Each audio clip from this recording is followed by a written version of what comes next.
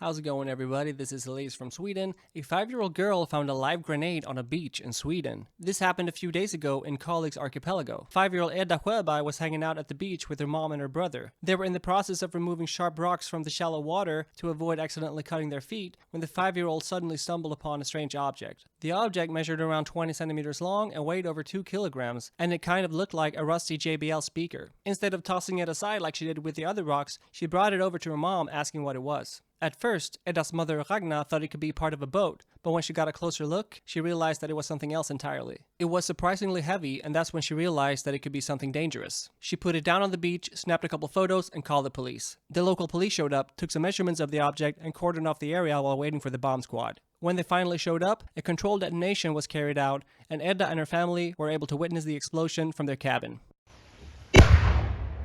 Ragna says that the shockwave from the explosion was incredibly powerful, but that it was deeply unsettling that her daughter had been carrying this grenade as if it was some kind of souvenir from the beach. But here's the part that surprised me the most. This is not the first time a grenade was found on that beach. Apparently, Ragna's neighbor had found a similar grenade at the same location back in the 1950s. This raises the possibility that more unexploded grenades could still be buried in the area. But that doesn't stop 5-year-old Edda and her family from going back to the beach. On the contrary, after the incident, they feel better prepared on how to deal with any strange objects they might encounter. Thankfully, nobody was hurt, but after discovering that another grenade was found at the same beach decades ago, it's hard not to wonder how many more might still be out there beneath the sand.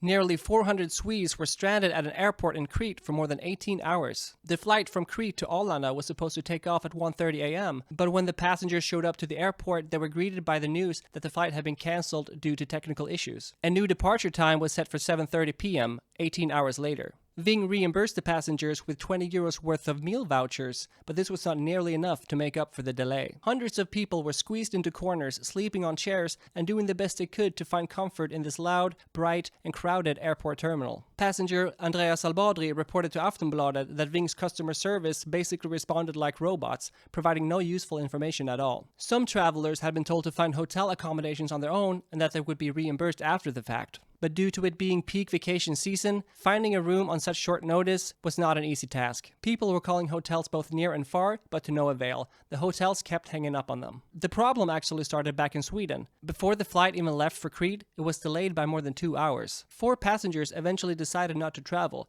but removing their checked luggage from the aircraft took another 4 hours, causing even more delays. When they finally arrived in Crete in the morning hours, the delay for the flight back to Sweden was extended more than 12 hours due to what they call crew rest, a mandatory rest that the pilots and the cabin crew are legally required to take before flying again. Spending an extra 18 hours at an airport is probably not how anyone wants to end their vacation. Hopefully, the memories from Crete were worth it because the journey home is probably the part they'll remember the most.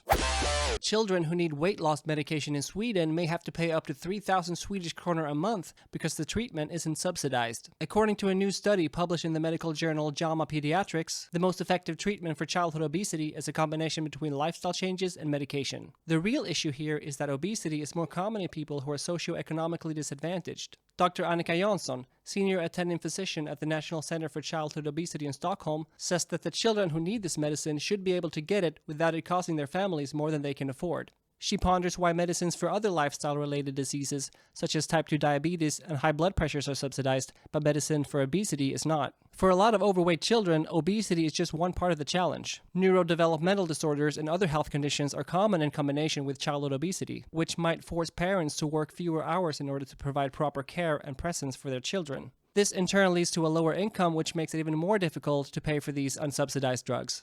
The Minister of Social Affairs, Jakob Forssmed, told SVT that people affected by obesity should receive good and equal care. He also says that if the medicine is to be subsidized, that it's important that it ends up in the right hands. There's a risk for what they call subsidy slippage, which means that there's uncertainty about who can benefit from the subsidized medicine. In other words, official worries that once the medicine is subsidized, doctors might start prescribing it to people who don't actually qualify. That could quickly become very expensive for taxpayers. As obesity continues to rise among children, Sweden now faces a difficult question. Should effective treatment depend on a family's ability to pay, or should it be available for everyone who needs it?